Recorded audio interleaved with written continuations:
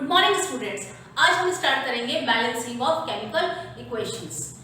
Students, chemical equations की balancing करने के लिए आप लोगों को सबसे पहले जो इम्पोर्टेंट काम है वो है कि क्लास 9 को थोड़ा सा रिवाइज कर लीजिए और जितने भी एलिमेंट्स हैं उनके सिंबल्स और उनकी वैलेंसीज आपको याद होनी चाहिए।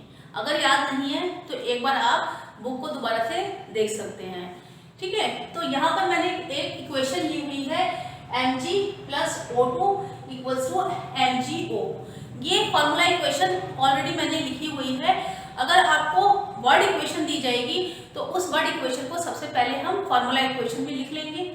और ये जो इक्वेशन है ये क्योंकि बैलेंस इक्वेशन नहीं है इसीलिए हम इसको कहते हैं स्केलेटल इक्वेशंस, यानी कि स्केलेटल्स मीन जो कि बैलेंस नहीं है। और अब हम इसे बैलेंस करेंगे। तो बैलेंसिंग करने के लिए सबसे पहले जो भी गिवन इक्वेशन होती है उसको हम बॉक्स के अंदर बंद कर लेंगे और इस बॉक्स के अंदर हम कुछ भी नहीं लिखेंगे जब तक कि ये इक्वेशन बैलेंस ना हो जाए। तो इसको मैंने सबसे पहले बॉक्स इसके आगे ड्रॉ कर लिए हैं। यहाँ पे भी बॉक्स ड्रॉ कर लिया है, यहाँ पे भी और यहाँ पर भी हमने बॉक्स ड्रॉ कर लिया है। तो जो फर्स्ट स्टेप है बैलेंसिंग ऑफ इक्वेशन का वो होता है draw a box and don't change inside the box. Box के अंदर हम कुछ भी वैल्यू चेंज नहीं करेंगे। तो सबसे पहले इसे बॉक्स पे बंद कर लिया। अब क्या है, स्टेप 2 में हम क्या करेंगे, list number of atoms of different elements. Student, यहाँ पर आपको कितने एलिमेंट दिखाई दे रहे हैं?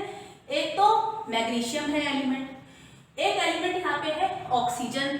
तो यहाँ पर आपके पास नंबर ऑफ एलिमेंट्स कितने हो गए? 2। First is magnesium and second is oxygen. तो स्टूडेंट, यहाँ पर आपको एक बात ध्यान देने वाली है कि जो ऑक्सीजन है उसका जो एलिमेंटल सिंबल होता है वो होता है O।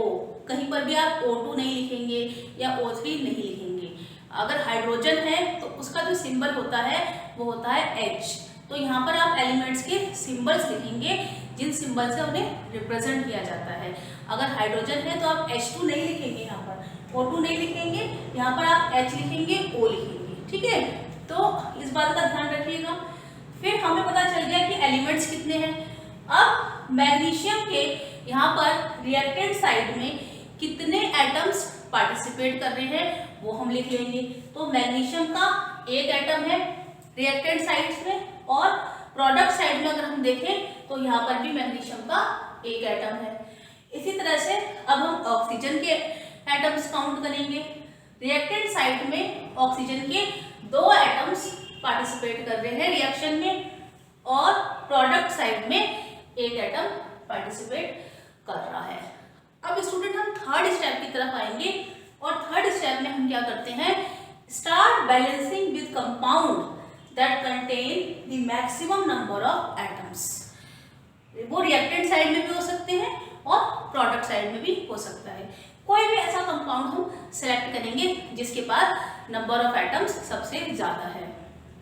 तो यहाँ पर हमारे पास ऑक्सीजन के जो मॉलिक्यूल है उसमें 2 एटम्स प्रेजेंट हैं। तो यहाँ पर हमने क्या सेलेक्ट किया, हमने ऑक्सीजन सेलेक्ट किया जिसके पास नंबर ऑफ एटम्स ज्यादा है और वो है रिएक्टेंट साइड में। ये रिएक्टेंट साइड में भी हो सकते हैं और प्रोडक्ट साइड में भी हो सकता है ये कंपाउंड या मॉलिक्यूल। ठीक है, तो यहाँ पे हमने ऑक्सीजन सेलेक्ट किया। अब हम सबसे पहले ऑक्सीजन के एटम्स को बैलेंस करेंगे।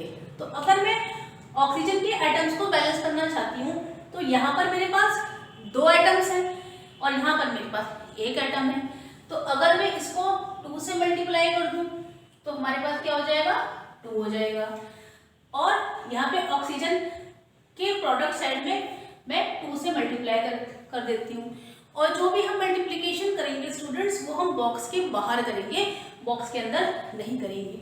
तो प्रोडक्ट साइड में ये आपका हो गया 2MgO। जब हम 2 से मल्टीप्लाई करेंगे तो Mg भी स्टूडेंट 2 हो जाएंगे प्रोडक्ट साइड में और यहाँ पर हमारे पास एक ही Mg है। तो अब हम क्या करेंगे कि रिएक्टेंट साइड में भी 2 से मल्टीप्लाई कर देंगे Mg वाले में। तो यहाँ पर हमारे पास मैग्नीशियम भी क्या है, बैलेंस हो जाएगा।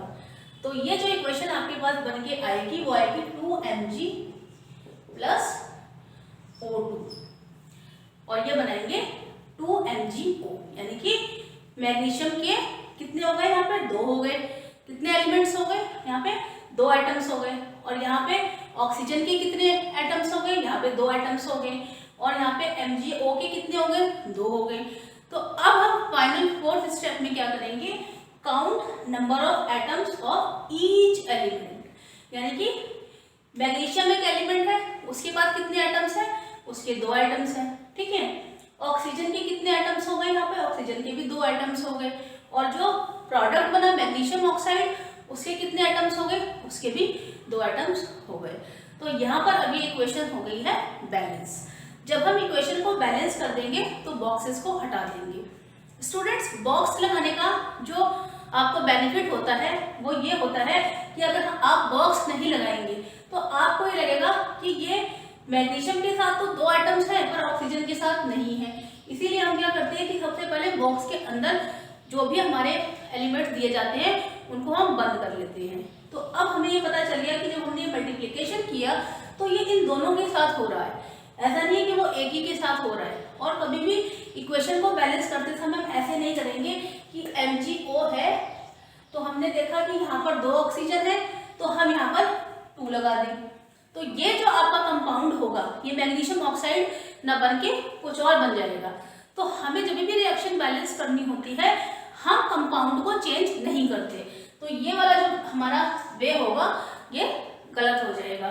तो आप जब भी इक्वेशन बैलेंस करेंगे आप इसी वे में उसको बैलेंस करेंगे। तो स्टूडेंट, और भी रिएक्शंस को मैं आपको बैलेंस करके दिखाऊंगी और जो आंसर्ड क्वेश्चंस है उनको भी मैं आपको करके दिखाऊंगी लेटर ऑन क्लासेस में। Thank you so much.